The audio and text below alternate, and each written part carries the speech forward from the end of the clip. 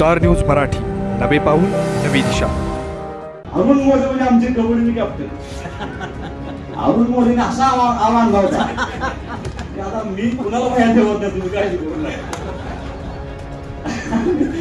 स्पर्धेला गेलो मी, ते सगळीकडे फिरत असायचं, कोणाशी काय अडचण नाही, कोणाची अडचण नाही। बघतो तर ॲम्ब्युलन्सच्या कबड्डीच्या ग्राउंडवर ॲम्ब्युलन्स उभं राहिली। मी म्हणतो आपली मॅच आहे ना, तर म्हणलो मग कोण आहे, पळत गेलो तर पहिल्याच आवाज गेला आपल्याला। म्हणजे ज्या माणसाच्या जीवावर आम्ही सगळी स्पर्धा चाललो होतो ते माणूस भारतीय हॉस्पिटलला आयसीयू टाकले। अशी आमची त्या स्पर्धांची सुरुवात होती। पण मी तुम्हाला एवढंच सांगतो की सांगण्याचा कांधे पे सूरज टिका के चला तू, हाथों में भर के चला बिजलियां, तूफान भी सोचे जिद तेरी कैसी, ऐसा जुनून। ढवळेश्वर गावचे युवा नेते, माजी उपसरपंच, विद्यमान ग्रामपंचायत सदस्य माननीय दिलीप अण्णा किर्दत यांना वाढदिवसाच्या हार्दिक शुभेच्छा। शुभेच्छुक Abhijit Kirdat Patil construction and developers, Mahesh Kirdat, MK jewellers Vita, Bharat Tatoba Kirdat, शिक्षण समिती सदस्य ढवळेश्वर, चेअरमन, व्हाईस चेअरमन, संचालक, ढवळेश्वर सर्व सेवा सोसायटी, ढवळेश्वर। मंजर है नया के उड़ रही है बेधड़क सी यादियां, मोठी लढाई लढू मातीसाठी गड्या, मनगटाचं जोर लावून दाटला जरी अंधार, एकजूट होऊ आज दिवा देऊ तेज दावर। तू आभाळ आभाळ वादळ तुझं तू राजा, आसमानीच बळ दावजी। ढवळेश्वर गावचे युवा नेते, माजी उपसरपंच, विद्यमान ग्रामपंचायत सदस्य, सामाजिक उपक्रमांमध्ये अग्रेसर असणारे, गावच्या लोकहितासाठी झटणारे माननीय दिलीप अण्णा किर्दत यांना वाढदिवसाच्या हार्दिक शुभेच्छा। शुभेच्छुक माननीय दिलीप अण्णा किर्दत फ्रेंड सर्कल। विधानसभेचे निवडणूक जवळपास 4-4.5 महिने लोटून गेले आहेत आणि या 4-4.5 महिन्यामध्ये 1.5 महिन्याचा कालावधी हा अधिवेशनाचा कालावधी असल्यामुळे मला बराच त्या ठिकाणी सत्कारचे कार्यक्रम मी टाळले होते, कारण भाऊंना पण 1 वर्ष व्हायचं होतं। आणि परवा दिवशी बेडू साहेब अचानक माझ्याकडे मला म्हणाले की तुमच्या सत्काराबरोबर ह्या सगळेच पुरस्कार म्हणजे शिक्षण विभागाचे असतील, ग्रामपंचायत विभागाचे असतील, आपल्या खेळाडूंसाठी माझ्या दृष्टीने अत्यंत महत्वाचा कार्यक्रम तो होता आणि ते एकत्रित कार्यक्रम करण्यासाठी त्यांनी मला विनंती केल्यानंतर मी आजची वेळ दिली। आजच्या या कार्यक्रमासाठी खऱ्या अर्थानं बेडू साहेबांचा आपण पहिल्यांदा सत्कार केला पाहिजे। ते तुमचे सर्वांचे कुटुंब प्रमुख आदरणीय पाटील साहेब, व्यासपीठावरती उपस्थित जिल्हा परिषदेचे माजी सदस्य आदरणीय फिरोज भैया, पंचायत समितीचे माजी सभापती आदरणीय, कुठल्या नावानं हाक मारायचं मला, मारुती नाव हाक मारायचे का, मी रेकॉर्डला काय नाव, मारुती ना, महावीर भाऊ आमचे त्या ठिकाणी उपस्थित आहेत। मार्केट कमिटीचे माजी संचालक आदरणीय राहुल सावंके, व्यासपीठावरती वासुंब्याचे उपसरपंच आदरणीय यशवंत दादा, लिंगरे गावचे ज्येष्ठ नेते आमचे मार्गदर्शक आदरणीय सुनील दादा, मार्केट कमिटीचे माजी उपसभापती आदरणीय राजेश भाऊ कदम, माझे ज्येष्ठ मार्गदर्शक आदरणीय महेश दादा घोरपडे, व्यासपीठावरती उपस्थित आदरणीय बापूराव शिंदे साहेब या ठिकाणी उपस्थित आहेत। आता सरपंचाचं नाव घ्यायचं अवघड आहे होतं, कारण समोर सगळ्या गावची बऱ्यापैकी सरपंच उपस्थित आहेत, काही सरपंच या ठिकाणी व्यासपीठावरती बसले। उपस्थित असलेले सर्व पत्रकार बंधू भगिनी, HOD, सर्व त्यांचे कर्मचारी, जे पुरस्कार प्राप्त जी लोक आहेत त्या सर्वांचं मी पहिल्यांदा मनापासून या ठिकाणी अभिनंदन करतो।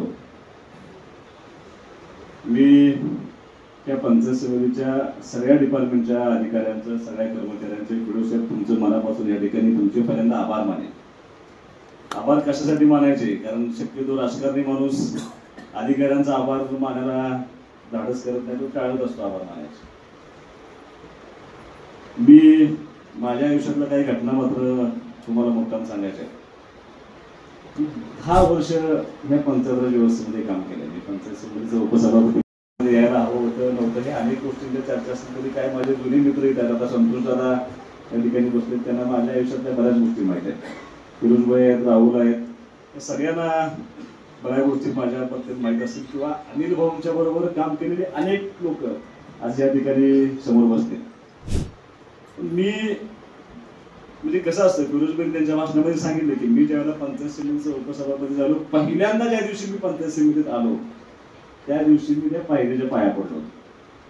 आणि आज 13 वर्ष 14 वर्ष पूर्ण झाली. मी ज्या वेळेला पंचायत समितीमध्ये येतोय त्यावेळेला पंचायत समितीच्या पायरीला पाया पडल्याशिवाय मी आज जातो. त्याला काही भावनिक किनार आहे. माझं अख्खं लहानपण 1980 साली भाऊ त्यावेळेला सभापती झाले आणि 80 ते 90 हा जो भाऊंचा कार्यकाळ होता त्यावेळेला निवडणुका न झाल्यामुळे भाऊ सलग 10 वर्ष पंचायत समितीला सभापती राहिले. आणि मी राहिला पंचायत समितीच्या क्वार्टर्स होते स्टँडच्या शेजारी क्वार्टर्स तिथे 10 वर्ष साहेब राहिले. अख्खं माझं बालपण 81चा जन्म आहे ते 90 माझं 9 वर्ष होऊन माझं अख्खं माझं जडण जे झाले ते सगळं त्या पंचायत समितीच्या क्वार्टर्स वरती झाले. बीडीओ साहेब आणि सभापतींच्या निवासस्थानामध्ये फक्त एक भिंत होती आणि त्याही भिंतीला दरवाजा होता. त्यांचा मुलगा सुद्धा माझा क्लासमेटच होता. तुमचे जेवढे एचओडी आहेत ना ते सगळे त्याला त्या ठिकाणी एकत्र राहत होते. भाऊ जेव्हा सभापती असताना जेवढे एचओडी होते ना ते आजही आमच्या कुटुंबाच्या संपर्कात आहेत, आजही आमचं त्यांचं ऋणाला म्हणत आहेत. ते सांगायचा उद्देश एवढाच होता की त्यामुळे कदाचित मी जिल्हा परिषदच्या पायरीला पाया एकदाच पडलो, उपाध्यक्ष झाल्यानंतर पडलो, पण पंचायत समितीचं मात्र मी त्या ज्या वेळेला आम्ही आज आलो तरी सुद्धा मी त्या ठिकाणी पंचायत समितीच्या पायरीच्या पाया पण वरती आलो. एक भावनिक नातं माझं त्या ठिकाणी 100% आहे. मी तुम्हाला मुद्दाम सांगतो की मी माझ्या आयुष्यामध्ये किती निर्णय केले ह्याच्यापेक्षा एक निर्णय माझा पक्का होता आणि तो निर्णय असा होता की राजकारणामध्ये मी माझ्या वडिलांचं हाल अत्यंत जवळून बघितलं होतं. त्यामुळे संतोष दादांना ही गोष्ट माहिती आहे. माझा निर्णय असा होता की आयुष्यात कधी राजकारण यायचं नाही. हा निर्णय केलेला मी आमच्या कुटुंबातलं एकमेव सदस्य होतो. मी प्रचंड अलिप्त होतो. 1994 साली शरद पवार साहेब जेव्हा मुख्यमंत्री होते तेव्हा आम्ही उलट्या राहत असताना ती आमच्या घरी आले होते. दुपारी आले होते, मी झोपलो होतो आणि मला भाऊ उठवायला आले आणि पवार साहेब आले. मग मी काय करू, आणि पवार साहेब भेटतील तुम्हाला जातील. मी कधी प्रचारामध्ये सक्रिय नसायचो, काय चाललंय काय नाही कधी मला माहित नसायचं. मी कारण मी निर्णय केला होता की राजकारणामध्ये अजिबात यायचं नाही. पण माझी जडणघडण ज्या प्रिमायसेस मध्ये झाली होती त्या प्रिमायसेस कदाचित राजकारणामध्ये असेल किंवा आयुष्यामध्ये अनेक गोष्टी अशा असतात की आपण ठरवल्या असतात पण त्या होतीलच याची खात्री नसते. आणि झालं तसंच. शिक्षण झाले की व्यवसाय करायची ही भूमिका घेतलेला मुलगा आयुष्यात प्रसंग असे घडले की जी गोष्ट करायची नाही ठरवली होती ती गोष्ट करण्यासाठी नियतीने मला भाग पाडलं. आणि 2009च्या पराभवानंतर मला राजकारणामध्ये येण्याची सुरुवात झाली. मी पहिल्यापासून जिल्हा परिषदेचा सदस्य होण्याचा प्रयत्न करतो. आता भाऊंची सुरुवात ही सरपंच पदापासून झाली होती. नियतीने काय मला सरपंच यावंच केलं नाही, पण मी जिल्हा परिषदेचे सदस्य म्हणून तयारी करत असताना ज्या वेळेला आरक्षण पडली त्यावेळेला 2012 साठी पंचायत समितीचा गार्डीगन तेवढा ओपन पाडला आणि मी त्या ठिकाणी विमुद्रीकरणाचा निर्णय घेतला होता. त्यात अनेक गोष्टी सगळ्यांना मी यापूर्वी सांगितले, कसं तिकीट मला मिळालं, कसा प्रचार झाला. व्हिडिओ साहेब तुम्ही त्यावेळेला नव्हता. 4 जिल्हा परिषदचे गट होते आणि 8 पंचायत समितीचे गट होते. सगळ्या गटामध्ये सगळ्या पंचायत समितीच्या गणामध्ये अनिल भाऊंची प्रत्येक गावामध्ये सभा झाली होती. फक्त माझा पंचायत समितीचा गण असा होता जिथे एकही सभा झाली नव्हती, एकही कोपरा सभा झाली नव्हती. माझं भाषण अजिबात झालं नव्हतं. आणि त्यावेळेला सलग 2 पराभवानंतर विधानसभेचे 2 पराभव झाले होते, नगरपालिकेचा पराभव झाला होता आणि अशा परिस्थितीमध्ये मी पंचायत समितीला उभा राहिलो होतो. फक्त मी त्या पंचायत समितीच्या 8 गावामध्ये एकही घर असं नव्हतं की ज्या घरामध्ये मी पोहोचलो नव्हतो. मी अख्खी गावं ही पंचायत समितीचे 8च्या 8 चालत फिरलो होतो. मी माझ्या निवडणुकीचा प्रचार करत असताना मी अंदाज बांधला होता की माझ्यावर कोण उमेदवार उभा राहणार आहे. त्याला भाग्यनगरचे सरपंच माझ्यावर उभा राहिले होते. माझ्या प्रचाराचा शुभारंभ मी त्याच्या आईंच्या वडिलांच्या पाया पडून सुरुवात केली. मी पहिल्यांदा भाग्यनगर सगळं फिरून घेतलं होतं. मी जेव्हा 4 गावं झाली तेव्हा त्यांच्या प्रचार शुभारंभ झाला तेव्हा त्यांच्या वडिलांनी असं विचारलं, तू माझ्या पाया पडून गेला, तू कधी माझ्या पाया पडणार.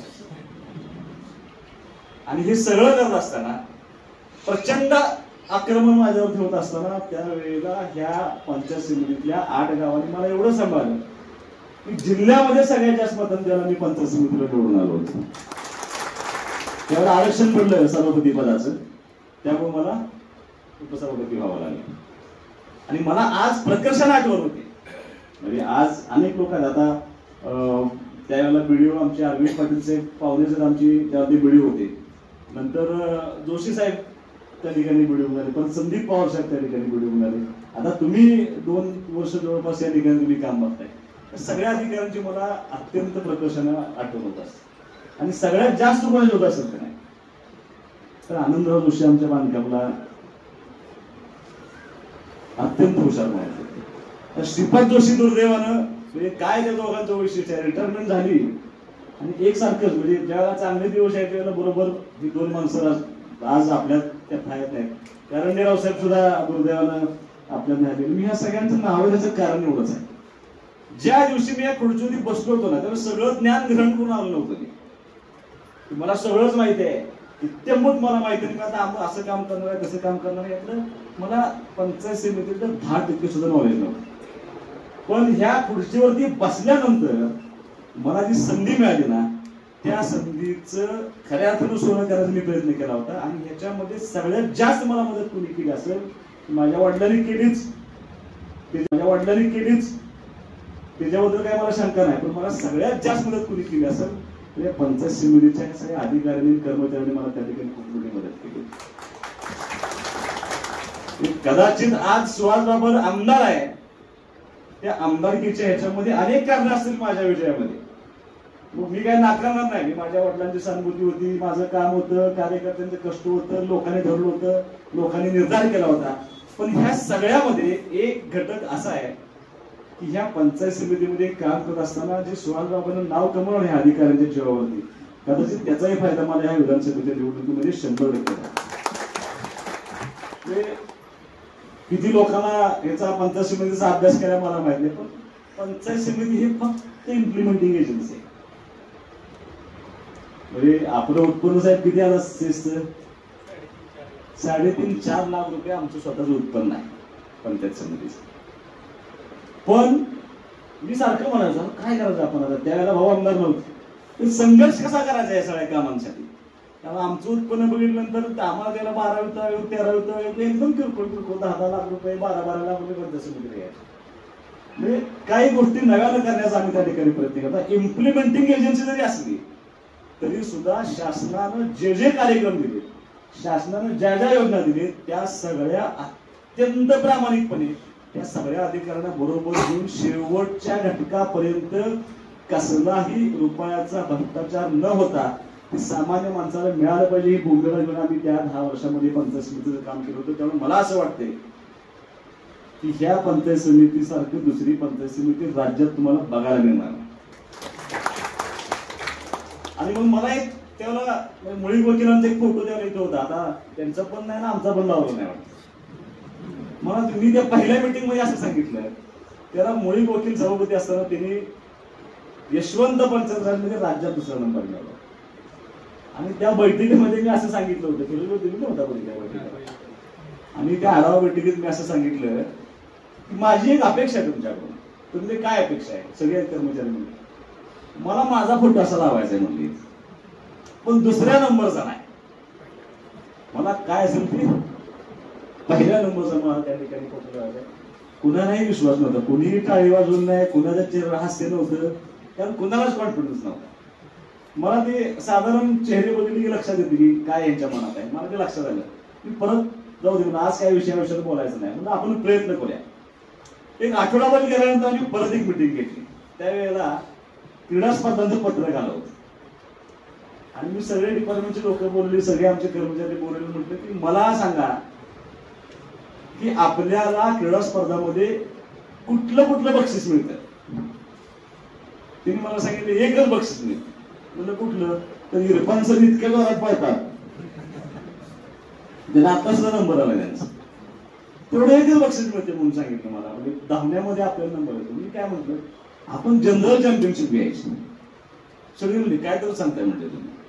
नाही म्हणलं आपण जनरल चॅम्पियनशिप घ्यायची. आणि मग मी त्याचा अभ्यास करायला सुरुवात केली. ते परिपत्रक काढलं, किती खेळ आहे, किती खेळाडू खेळू शकतात, आपल्यात काय परिस्थिती आहे. मग आम्ही सिलेक्शन करायला सुरुवात केली. कबड्डी, खो खो, जेवढे स्पोर्ट्स आहेत तेवढे सगळे आम्ही त्या ठिकाणी साहेब सिलेक्शन करायला सुरुवात केली. आम्ही पंचायत समिती 9 वाजता सुरू करायचो, 3 वाजता बंद करायचो आणि 3 ते 6 बळवंत कॉलेजवरती माझ्या स्त्रीत सगळे प्रॅक्टिसला असायचे. मग आता प्रियंका माने मॅडम निकम या ठिकाणी उपस्थित, मानेच ना, हो नाव निकम, माने निकम. त्यांना आम्ही विचारलं तुम्हाला बॅडमिंटन येतं का? म्हणजे येत नाही. बरोबर ना, बॅडमिंटनचे ट्रेनर आणला. परत लक्षात आलं टेबल टेनिसला पण महिलांचं खेळ, टेबल टेनिस मी चांगला खेळतो. आम्ही स्वतः ट्रेनिंग द्यायला सुरुवात केलं. मग आमच्या सभापती माने मॅडम आणि लोखंडे मॅडम एक होत्या. सर्व आम्ही त्या ठिकाणी ट्रेनिंग. उद्देश एवढाच की A to Z स्पोर्ट्स मध्ये आपला प्लेअर गेला पाहिजे. आता तुम्ही चालत जायच्या माणसाचं तुम्ही कौतुक केलं नाही, माळी मॅडम पहिल्यापासून आहे. तुम्हाला निकम सर आठवत येतो, निकम गुरुजी किती वय होते त्यांचं त्यावेळेला? रिटायरमेंट आले होते. आता त्या वयात वाचणार तेवढा एकच माणूस आमच्याकडे होता की तुम्ही चाललं पाहिजे. चालतं म्हणजे मला काय अडचण नाही. म्हणजे त्याला कुठं होते शाळेत ते शिकवायला? नाही, गाव वेंगारवाडी. शिकवायला कुठं होते? सुलतान गाजर होते.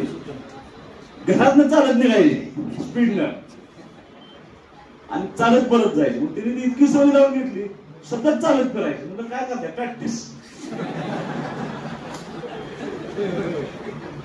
आणि इतकी ज्यावेळेला स्पर्धेला गेलो आम्ही तेव्हा इतकी वादावाद. सगळ्या जिल्ह्याची बांधणी ठेवायची जबाबदारी फिरोज शेख आणि सुहासला बरोबर असायची. कोण पदाधिकारी नसायचे, आम्ही दोघंच असायचो. त्या निकम गुरुजींच्यावर ऑब्जेक्शन असं घेतलं की हे बूट घालत नाही. मी म्हणून सर बूट का घालत नाही, जमतच नाही म्हणजे बूट घालायला, काय करायचं. असंच चालू होतच मला बक्षीस नंबर मिळेल म्हणजे. आम्ही भांडलो, त्याला काय संबंध नाही म्हणजे बुटाचा, असं कुठं नियम आहे म्हणजे बूट घालायला पाहिजे. ते त्यांना तसंच चालवलं. बांधण्यात झाली, त्यांना कोणतरी दाखवलं की त्याचा होता. ते काय आम्हाला आवडलं नाही. आम्ही त्या संबंधित कर्मचाऱ्याच्या अंगावर अरुण मोरे म्हणजे आमचे कबड्डी कॅप्टन अरुण मोरेने असा आव आणला होता की आता मी कुणाला माहिती ठेवत नाही, तुम्ही काय शिकवलं नाही. स्पर्धेला गेलो मी, ते सगळीकडे फिरत असायचं, कोणाची काय अडचण नाही, कोणाची अडचण नाही. बघतो तर ऍम्ब्युलन्स त्या कबड्डीच्या ग्राउंडवर त्या ऍम्ब्युलन्स उभं राहिली. मी म्हणलं आपली मॅच आहे ना. तर म्हणले हो. मग कोण आहे? पळत गेलो तर पहिल्याच गावात गेलो आमच्या. म्हणजे ज्या माणसाच्या जीवावर आम्ही सगळी स्पर्धा चाललो होतो ते माणूस भारतीय हॉस्पिटलला ICU अशी आमची त्या स्पर्धांची सुरुवात होती. पण मी तुम्हाला एवढंच सांगतो की सांगण्याचा उद्देश एवढा आहे, एखाद्या पदाधिकाऱ्यानं एखादी गोष्ट अधिकाऱ्यांना सांगावी आणि कुटुंबातला सदस्य म्हणून सगळ्या लोकांनी मला त्यावेळेस स्वीकारलं होतं. एखाद्या पदाधिकाऱ्यानं एखादी गोष्ट अधिकाऱ्यांना सांगावी आणि कुटुंबातला सदस्य म्हणून सगळ्या लोकांनी मला त्यावेळेस स्वीकारलं होतं. त्या पद्धतीने तिने काम करायचा प्रयत्न केला. संघर्ष झाला. आमची पहिली चॅम्पियनशिप घ्यायला तेव्हा देवराज दादा अध्यक्ष होते, सुरेशभाई. ते जनरल चॅम्पियनशिप ही मुख्यालयालाच मिळाली पाहिजे अशी एक टेंडन्सी असते. मिळू नये म्हणून आम्ही आमच्या लिगल पद्धतीने गेलो होतो. ते थोडा प्रयत्न केला, भांडणं झाली माझी देवराज दादांची. आम्ही म्हणून आम्ही बहिष्कार टाकतो म्हणलं कार्यक्रमावर. मग त्यांनी ते सगळं बघितलं, मार्किंग आणि ठेवला. उलट्याला खानापूर पंचायत समितीला जनरल चॅम्पियनशिप पहिल्यांदा मिळाली. तुम्हाला काय सांगतोय त्याचं कारण आहे, त्या जनरल चॅम्पियनशिपच्या विजयामध्ये यशवंत पंचायत राजच्या अभियानाचं विजयाचं गणित लागलं होतं. हे ज्यावेळेला कॉन्फिडन्स आला की आपण करू शकतो. परत आम्ही आता सुरुवात अण्णासाहेब तुम्ही बोलायला पाहिजे आज त्यांना. ते माळी अण्णासाहेब, आम्ही सगळे जोशी बीडीओ, आमचे सगळे अधिकारी सगळे एकत्र बसलो. कांबळे डीडी कांबळे त्याला होते आणि आम्ही ठरवलं की आता आपण यशवंत पंचायतला उतरायचं. एक मार्क, एका मार्काला एक फाईल गाठली आणि ती फाईलची एका मार्कची जबाबदारी एका अधिकाऱ्याला आम्ही त्या ठिकाणी दिली आणि बाकी काय करायला त्यांनी एवढंच काम करायचं. आणि अत्यंत काळजीपूर्वक. आता लोखंडी डॉक्टर आमच्या इथं नाहीत, तेव्हा सगळ्यात मोठं अवघड मागे कुठलं असेल? पुरुष नसबंदीची शस्त्रक्रिया कशी करायची. आम्हाला मार्क्स सोडायचा होता, कारण मला माहिती आहे प्रचंड मोठं कॉम्पिटिशन होतं माझ्याकडे. आम्ही जिल्ह्यात पहिला आलो, विभागात पहिला आलो, आणि राज्यात जात असताना आपण एकही मार्क्स सोडायचं नाही. लोखंडेराव संधी डॉक्टर लोखंडेनं बोलून मला काय करायला लागतं, म्हणजे भैया त्याला काय 2,000 रुपये शासन देत होतं. पुरुषांना जर नसबंदी शस्त्रक्रिया केली तर त्याला 2,000 रुपये शासन देतं. मी म्हटलं माझे 10,000 रुपये. आता जर सांगायला नाही पाहिजे, पण ती माझे 10 आणि ते 2.5 असे 12.5 साठी आम्ही एक 20 तरुण खुद काढले. आणि सगळ्यांची पूर्ण शस्त्रक्रिया करून टाकली. पण खोटं सर्टिफिकेट देऊन चालत नाही. शस्त्रक्रिया सांगलीत करायची होती आणि तिथल्या सिव्हिल सर्जनचं पण सर्टिफिकेट बनवलं यांची शस्त्रक्रिया झाली. असं ते टार्गेट आम्ही त्या ठिकाणी पूर्ण केलं. आणि ज्या वेळेला तपासणी झाली त्यावेळेला मला त्यातल्या एक अधिकाऱ्यांचा फोन आला. त्यावेळेला मुळशी पंचायत समिती आपल्याबरोबर कॉम्पिटिशन होती आणि मुळशीमध्ये त्यावेळेला खूप मोठं प्रोजेक्ट झाला होता लवासा. आणि लवासाचं प्रचंड मोठं फंडिंग त्या मुळशीच्या पंचायत समितीला होतं.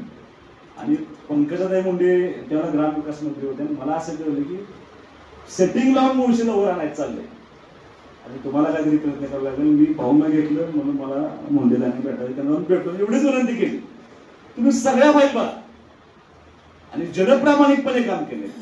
त्या माणसाच्या पाठीमागे तुम्हाला उभं राहावं लागलं. तुम्ही बेकायदेशीर काही करू नका. तुम्हाला माझी विनंती आहे, मी तुम्हाला विनंतीच करू शकतो. असं म्हणून मी त्यांच्या ऑफिसमधनं बाहेर पडलो.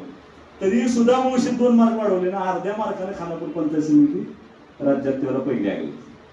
माझ्या आयुष्यामध्ये मला विधानसभेला जे यश मिळाले त्याच्यापेक्षा सुद्धा खानापूर पंचायत समिती राज्यात पहिल्याने ते यश माझ्यासाठी खूप मोठं आज सुद्धा मी मानणारा कार्यक्रम. आणि ती सवय लागली आता. आता त्याच्यानंतर आमचा हस्तक्षेप असू दे नसू दे, खानापूर पंचायत समितीने भाऊ गेल्यानंतरचा एक जनरल चॅम्पियनशिप सोडली तर एकही जनरल चॅम्पियनशिप सोडलेली नाही. आज तागायत ही लोक त्यांच्या ताकदीवरती कमवतात. विजयाची सवय लावण्याची जबाबदारी माझी काम होते ती त्या ठिकाणी पूर्ण करण्यात येतात. व्हिडिओ साहेब परत जिल्हा परिषद उभा राहिलो. जिल्हा परिषदला सुद्धा त्या जिल्ह्यामध्ये सगळ्यात जास्त मतांना कोण निवडून आला असेल तर त्यावेळेला सुहास बाबू त्यावेळेला जिल्हा परिषद सगळ्यात जास्त मतांना निवडून आले. आता नाद होता, काम करत होतो. आता जिल्हा परिषद गेल्यानंतर मी मोरे साहेबांनी एक योजना केली. आम्ही काय केलं, मुक्काम द्यायला सुरुवात केली त्या गावाचं. असं कोण जिल्हा परिषद असं नव्हतं की ते गावात त्या गावात जाऊन मुक्काम करायचं. पण आम्ही बरोबर 4 वाजता त्या गावात जायचो. पहिलं काम काय करायचं तर त्या गावाच्या शाळेला भेट द्यायची. शाळेतल्या मुलांशी बोलायचं, शाळा व्यवस्थापन समितीच्या अध्यक्षांशी बोलायचं, काय अडचण आहे काय नाही बघायची. परत पंचायत समितीत जायचं, बचत गटाच्या महिलांना बोलून घ्यायचं, त्यांच्या काय अडचणी आम्ही त्यांची काम बघायचो. परत ग्रामपंचायतची सगळी अवस्था बघायची, त्यांच्या काय अडचणी बघायचो. शिक्षकांशी बोलायचं. रात्री परत आम्ही वस्त्यांना जाऊन भेटायचो. विशेष घटकचे लाभार्थी त्याला अजून सुद्धा तशीच अवस्था असेल करायची. आम्ही ते रेशन कार्ड फोडून द्यायला योजना आम्ही ती पूर्ण करायचो. मग आम्ही त्या वस्तीला भेट द्यायचो. तिथं काय करायला पाहिजे, कुठले रस्ते अपूर्ण आहेत, काय करायला पाहिजे, सगळी त्या गावामध्ये चर्चा करायची. रात्री मुक्काम त्या गावात करायचा. शाकाहारीच जेवायचो, कुणाला ताप द्यायचा नाही. आमचे दुकानदार जास्त असल्यामुळं अनेक घरं मोकळे असतात, त्यातल्या एखाद्या घरामध्ये जाऊन आम्ही राहायचो. सकाळी 6ला स्टँडवरती जाऊन जी मुलं कॉलेज जातात त्या मुलांच्या काय अडचणी आहेत काय नाही बघायचं. परत पंचायत समितीत ग्रामपंचायतमध्ये बसायचं, शिबिर घ्यायचं, आरोग्य तपासणीचं, पशुसंवर्धनाचं शिबिर घ्यायचं आणि बाहेर पडायचं. पण दुर्दैवाने परत त्या ठिकाणी कोविड आला आणि या सगळ्या आमच्या योजनेला ब्रेक आला. आता हे तुम्हाला परत सांगायचं कारण काय आहे, मगाशी प्रमुख सरांनी सांगितलं की तुम्ही आता प्रशासकीय अधिकारी, तुम्ही डॉक्टर आहे, तुम्ही वकील आहे, तुमचं माझं लॉ ऐकायला पूर्ण झालं कसं आहे, तुम्ही नंतर पूर्ण झाला सोबतच पूर्ण झालं. आता हे तुम्हाला सांगायचा उद्देश एवढाच आहे की तुम्हाला किती वर्ष झाली तर तुम्हाला मी काय सोडून द्यायला 2 वर्ष. तर त्यांना आणायचा निर्णय कसा झाला हे सुद्धा गमतीशीर बाब आहे. ते काय त्यांच्या कामासाठी आले होते भाऊंना भेटायला आणि मी भाऊंच्या आधी खाली ऑफिसमध्ये बसायचो. माझा असा उद्देश असा की मला भेटून भाऊंचा रोड कमी करायचं.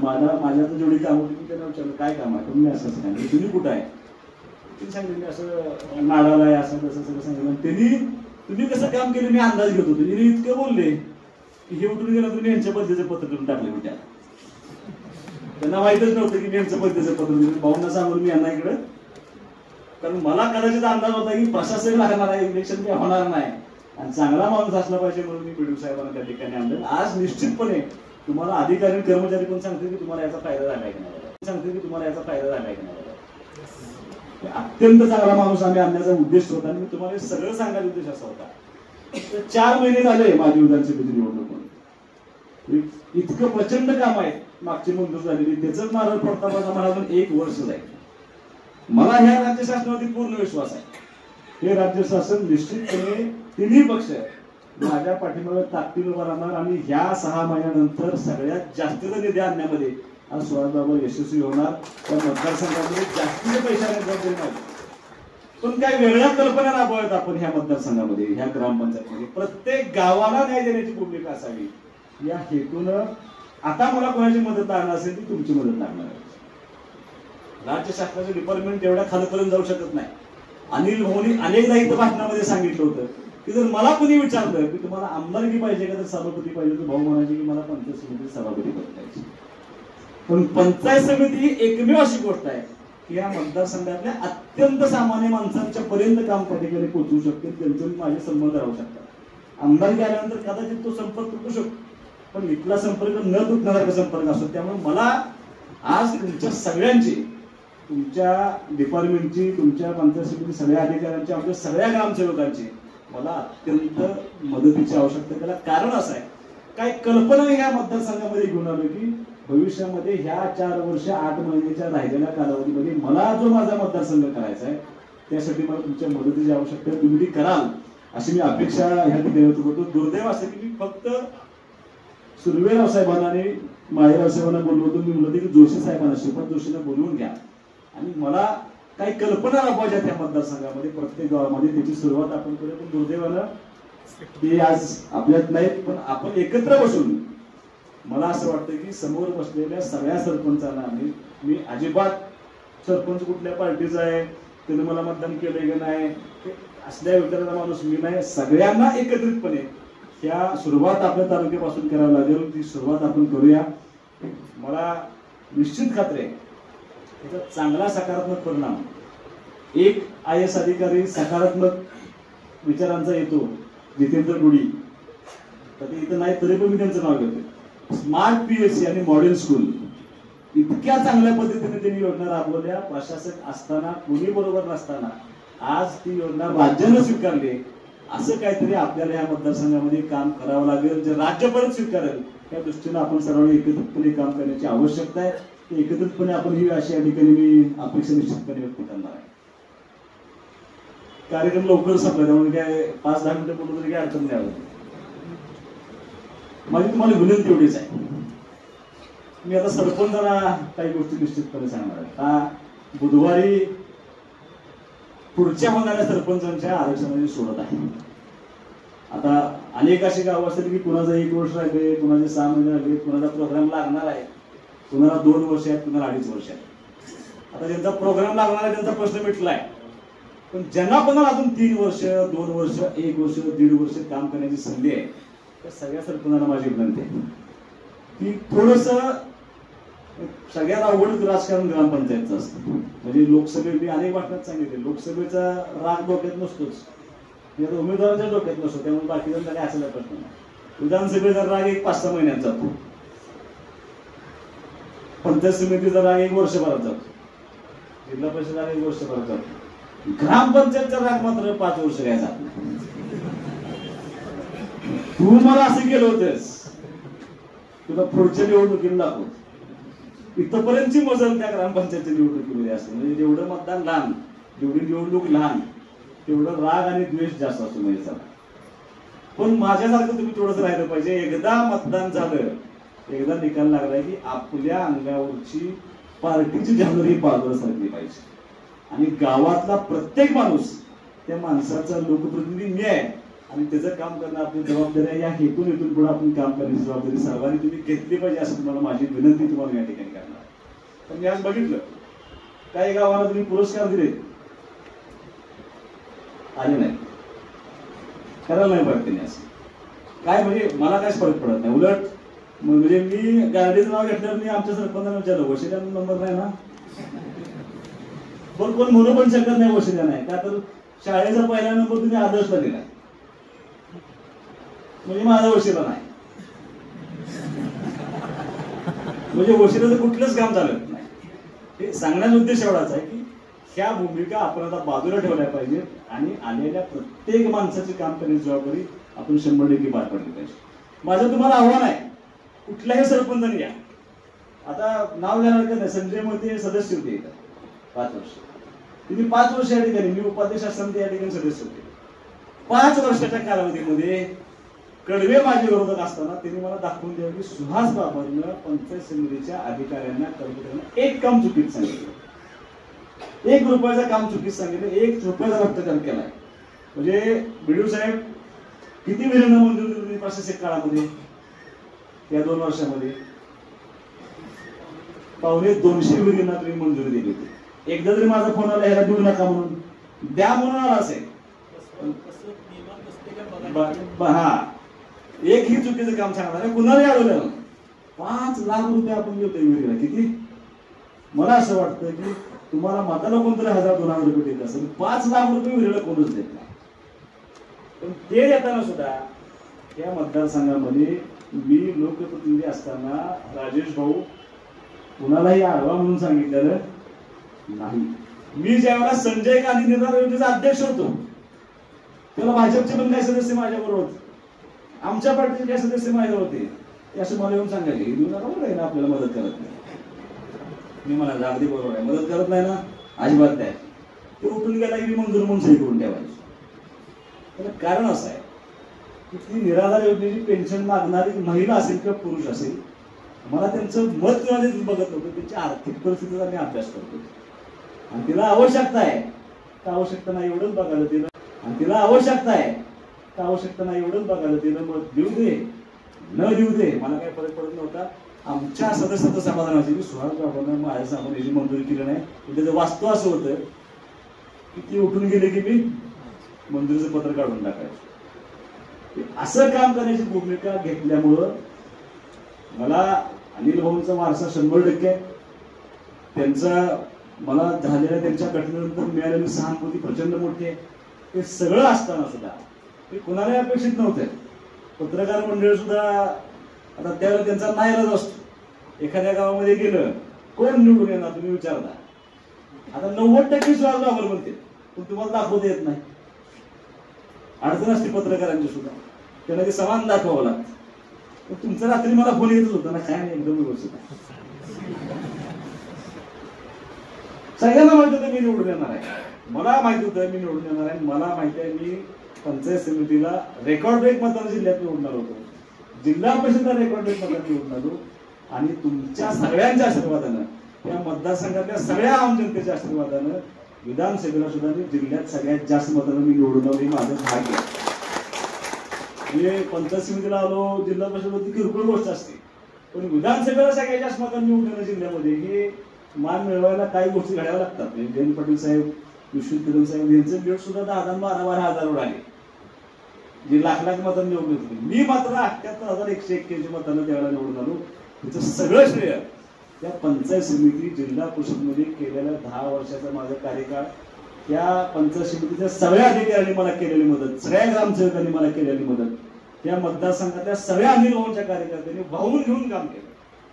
म्हणजे जरी तुमच्या सत्काराचा कार्यक्रम असला तरी माझं जबाबदारी आहे की अनिल भाऊंच्या पश्चात कदाचित आई वडील गेल्यानंतर त्यातनं बाहेर पडणं खूप अवघड असताना त्या मतदारसंघातल्या सगळ्या सामान्य माणसांना माझ्या पाठीमागे आशीर्वाद देण्याचा प्रयत्न केला.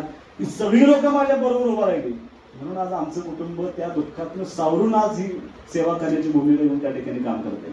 या सगळ्यांच्या सहकार्यामुळं, त्या सगळ्यांच्यामुळं बीडीओ साहेब मला एवढं मोठं बीड मिळालं. म्हणजे आता परत ती काय झालंय, इतकं लोड झालंय त्या आधारचा की काही लोकांना पेलत नाही. म्हणजे ईव्हीएमवर चालू झाले. तुम्ही अनेकदा सांगितलंय, तुम्ही आता सहज माझ्यावर फिरा, सोडून द्या कार्यकर्त्यांचं, सोडून द्या माझ्या सगळ्या प्रमुख मंडळींचं, तुम्ही आता माझ्यावर गावात चला आणि वय वर्ष 3 ते वयोवर्ष 15 माझ्यापर्यंत येणाऱ्या मुलांची संख्या बघा, तुम्हाला ईव्हीएम काय माझं कळेल तुम्हाला 100%. एकदा येऊन बघा. मी मुद्दाम सांगतो, या वेळेला माझ्या निवडणुकीत सगळ्यात जास्त कुणीतरी मला मदत केली असेल तर ह्या कार्यकर्त्यांनी तर केलीच, त्यांनी ती जबाबदारी म्हणून केली. पण राजकारणामध्ये अत्यंत कमी सहभाग असलेल्या माझ्या माता भगिनीला माझ्यासाठी सगळ्यात जास्त त्यावेळी निवडणुका करत होत्या. आणि 2 नंबरला पण फिरत असेल तरी लहान लहान मुलं करत होते. मी उदाहरण म्हणून सांगतो, गुट्यामध्ये मी लीड जाणार आहे, मी तुम्हाला पहिल्या दिवसापासून मी सगळ्यांना सांगत होतो. मला त्याचा अंदाज होता, कारण विरोधक ज्याला प्रचाराला जात होते, मी आता कुणाचं नाव घेणार नाही, पण साक्षी गिफ्ट गॅलरी म्हणजे गॅलरी आहे, त्यांचा एक लहान मुलगा तो सायकलवरती फिरत होता, त्याने माझं शिवसेनेचा झेंडा लावला, तो फिरायचा. विरोधकांनी सगळे प्रचाराला देता आले, तुम्ही सांगितलं हो मला इकडे येऊ नका. तुम्ही का बाई म्हटलं आमची एका घरामध्ये त्यांचं नाव घेणार नाही, शासकीय अधिकारी आहेत, त्यांच्या घरामध्ये पॅम्पलेट वाटायला विरोधी गटातली माणसं गेली. तिथे छोटी मुलगी आहे, तिच्या आजीने पॅम्पलेट घेतली, ती हसत हसत बोलली, तू हसत का बोललीस त्यांच्याबरोबर, आपला भैया उभा आहे म्हणून तिने अशी जीवली नाही राहत. हे जी प्रेम मिळालं ना मला असं वाटतं, न बोलतो भविष्यात प्रेम देण्याची जबाबदारी या मतदारसंघातल्या सगळ्या सामान्य माणसांनी केली, सगळ्या लहान तरुणांनी केल्यामुळं कदाचित मला एवढं मोठं यश आलं असेल. पण ह्या यशामध्ये मी नाकारणार नाही, ह्या यशामध्ये पंचायत समितीच्या, जिल्हा परिषदेच्या सगळ्या कर्मचाऱ्यांचं, सगळ्या अधिकाऱ्यांचं, सुहास बाबर हे नाव चांगलं होण्यासाठी तुम्ही जे योगदान दिले त्या योगदानामुळे मला या ठिकाणी यश आले. त्याबद्दल मी तुमच्या सर्वांचा मनापासून या ठिकाणी पहिल्यांदा आभार मानले. तुमच्या सर्वांचं ऋणी राहील. आणि मी तुम्हाला एक आश्वस्त करणार आहे, मी विधानसभेच्या निवडणुकीनं सगळ्यांना सांगितलंय, सगळ्यांना भाषणात मी सांगितले की मला ह्या गोष्टींची जाणीव आहे.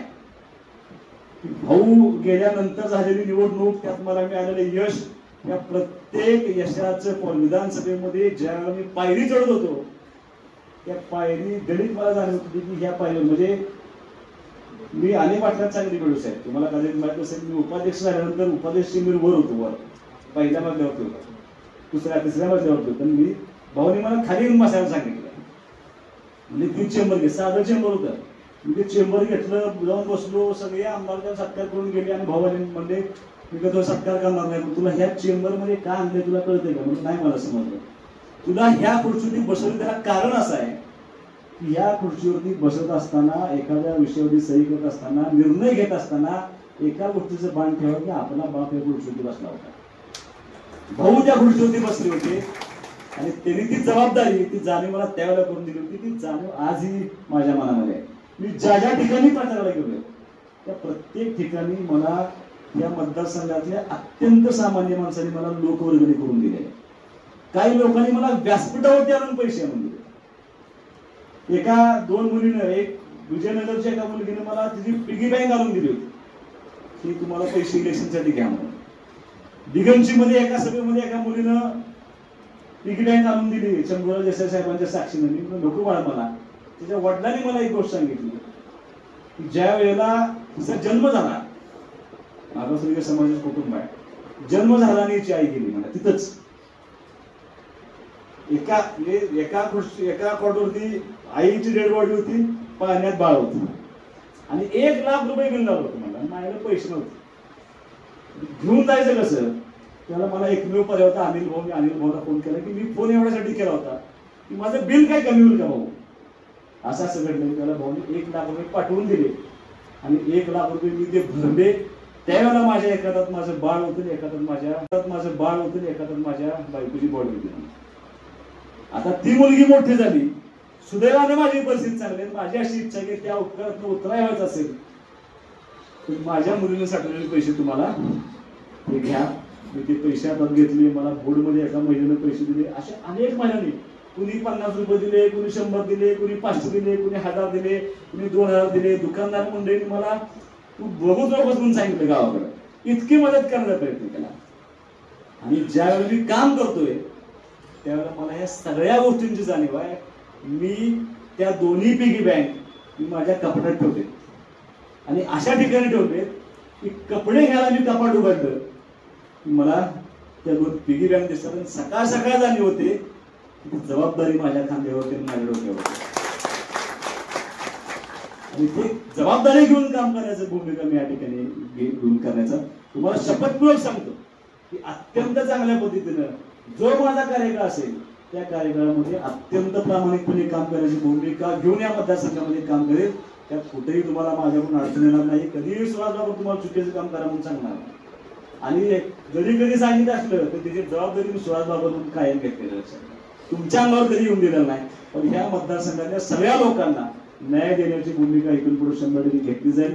कुठे आता शेवटी असं राजकारण आहे, आरोप प्रत्यारोप. आता कसं असतं, निवडणूक झाली की हरलेल्या लोकांना फार उत्साह असतो. आता त्यातनं गेलोय आपण, आता असं करणार, आता तसं करणार, ह्याच्यावर आरोप करणार, त्या आरोप प्रत्यारोप मध्ये काही होत असत. आता आरोप प्रत्यारोपाला मी फार कमी उत्तर दिले. मी कुणावरही विधानसभेच्या निवडणुकीमध्ये प्रचारामध्ये टीका टिप्पणी केली नाही आणि करणार पण नाही. पण कुणी आरोप केले तर मी त्याला फारसे उत्तर देत बसणार नाही. कारण मला माहिती आहे मी जे काम करतो ते अत्यंत प्रामाणिकपणे काम करते आणि ती भूमिका घेऊनच इथून पुढच्या काळामध्ये हा सुहास बाबर कायमस्वरूपी तुमच्या पाठीशी असेल. कायमस्वरूपी या सगळ्या अधिकाऱ्यांच्या पाठीशी सगळे सरपंच ग्रामसेवक तुमच्या बरोबर कायम आहे. तुम्ही कशालाही काळजी करायचं कारण नाही. तुमच्या प्रत्येक अडचणीला मी जबाबदार आहे. मी त्या गोष्टीसाठी ताकदीनं तुमच्या बरोबर आहे. भूमिका घेऊन तुमच्या बरोबर आहे. फक्त तुम्हाला विनंती एवढीच आहे की आता तुम्हाला लागली सवय विजयाची. तुम्ही आता सुहास बाबर असू द्या, फिरोज शेख असू द्या, राम अण्णा असू द्या, नुसतं तुम्हाला काय लागत नाही. आता तुम्हाला ठरलं, तुमच्या लक्षात आलं की कशी जनरल चॅम्पियनशिप घ्यायची. आता प्रशासन असताना त्यांनी बीडीओ साहेबांनी तुमच्या सर्वांच्या सहकार्याने आता जिल्ह्यात पहिला नंबर मिळवला, विभागात पहिला नंबर मिळवला, आता ते राज्याच्या स्पर्धेला त्या ठिकाणी उतरवतात. आता ह्या सगळ्या विजयाची सवय मला पण लागली ना. आता मला पण सारखं वाटतंय असं, जसं तुम्हाला वाटतंय की 7 वेळा आम्ही जनरल चॅम्पियनशिप आणली, अजून तुम्ही 10 वेळा आणाल. माझी पहिलीच निवडून झाली विधानसभेची. मी घाईत धरून जाणारा माणूस नाही. मला माहिती या जगामध्ये राजकारणामध्ये कोणच ताम्रपट घेऊन जाणं म्हणाले कायमस्वरूपी यश मिळेल असा जगात कोण माणूस नाही. प्रत्येकाला त्या ठिकाणी अपयश साठावं लागेल. पण काम एवढं करायचं, इतक्या ताकदीने करायचं की जशी तुम्हाला सवय लागली यशाची तशी मला आणि ह्या सगळ्या कार्यकर्त्यांना, ह्या मतदारसंघाच्या सगळ्या लोकांना सवय लागली पाहिजे. जसं तुम्ही म्हणताय की आम्ही आता जनरल चॅम्पियनशिप पाहून, तसं माझ्या वडिलांनी शब्द दिला होता ना सगळ्यांना विरोधकांना, 2034 मी फाटी शिवून देत नाही म्हणून. तो शब्द मला पाळायचा आहे शेवटपर्यंत. आणि त्या शब्दासाठी मी काय ॲरोगंटली किंवा कोणाला कमी लेखून नाही, पण कामच एवढं करायचं की लोकांनी आपल्याला कायम स्वीकारलं पाहिजे. ह्या भूमिकेत राहून फक्त हे सगळं करत असताना एकटा सुहास बाबर करू शकत नाही. त्या सगळ्या करत असताना मला तुमच्या सगळ्यांच्या मदतीची आवश्यकता आहे. पौचे कार्यकर्ते असतील, माझे सहकारी मित्र असतील, ग्रामसेवक असतील, अधिकारी असतील, या सगळ्यांची मला मदतीची गरज आहे. ती मदत तुम्ही मला कराल अशी अपेक्षा मी या ठिकाणी ठेवणार आहे. फारसं वेळ घेणार नाही. पण इथून पुढच्या काळामध्ये एकत्रितपणे आपल्याला ह्या मतदारसंघाच्या विकासाची चांगली भूमिका घेऊन काम करावं लागेल. ती भूमिका आपण सर्वांनी एकत्रितपणे घेऊया अशी अपेक्षा देखील व्यक्त करतो. जाता जाता तुमच्या सर्वांचं मनापासून आभार मानतो का तुम्ही एक सत्कारचा कार्यक्रम या प्रिमायसेसमध्ये घेतला. मी ज्यावेळेला उपसभापती झालो त्यावेळेला माझी शिक्षण संस्था छोटीशी, त्या संस्थेनं माझा सत्कारचा कार्यक्रम घेतला. संतोषाचा तुम्ही त्या कार्यक्रमात होता, पंतप्रधान त्या कार्यक्रमात होते. आणि त्या कार्यक्रमामध्ये मी असं सांगितलं होतं की माझी शिक्षण संस्था ही माझ्या आईच्या ठिकाणी मी मानतो आणि पंचायत समिती ही माझ्या वडिलांच्या ठिकाणी ठेवतो. इतकं प्रेम त्या पंचायत समिती माझं आहे, राहणार. जोपर्यंत माझ्या जीवात जीव आहे तोपर्यंत मला या पंचायत समितीची अत्यंत प्रेम आहे. कारण ही पंचायत समिती किरकोळची पंचायत समिती नाही. त्या पंचायत समितीच्या खुर्चीवरती बसलेली 5 नाव तुम्हाला मी असं सांगतो: अनिल भाऊ, शहाजी बापू, मोहन शेठ दादा, संपतराव देशमुख कडेपूरचे आणि नंतर सुहास बाबर. या 5 सभापती आमदार म्हणून दिलेली पंचायत समिती एकमेव पंचायत समिती असं मला वाटतं. त्यामुळे अत्यंत चांगल्या पद्धतीने काम करणारी पंचायत समिती, त्याचा नावलौकिक असाच राहावा अशी शुभेच्छा तुम्हाला या ठिकाणी मी देतो. बोलण्याचं खूप आहे. म्हणजे मी जर डिपार्टमेंटने आहे, शिक्षण विभाग वेगळं, ICDS वेगळं असं जर बोलायला सुरुवात केली तर आपल्याला 4 तास पुरणार नाही. आमचं पाणी पुरवठा आहे, बांधकाम आहे. मी याच्यात न बोलता पण जिल्ह्यामध्ये या सगळ्या डिपार्टमेंटमध्ये शिक्षण विभाग आमचा, मला असं वाटतं की जिल्ह्यात टॉपला कुठला असेल 2012 सालापासून तो आमचा शिक्षण विभाग पंचायत समितीचा आहे. असंच काम कायम राहावं अशी अपेक्षा देखील व्यक्त करतो. तुमच्या सर्वांचा आभार मानून थांबतो. जय हिंद, जय महाराष्ट्र. आपल्या परिसरातील लेटेस्ट बातम्या पाहण्यासाठी स्टार न्यूज मराठी यूट्यूब चॅनलला आत्ताच सबस्क्राईब करा.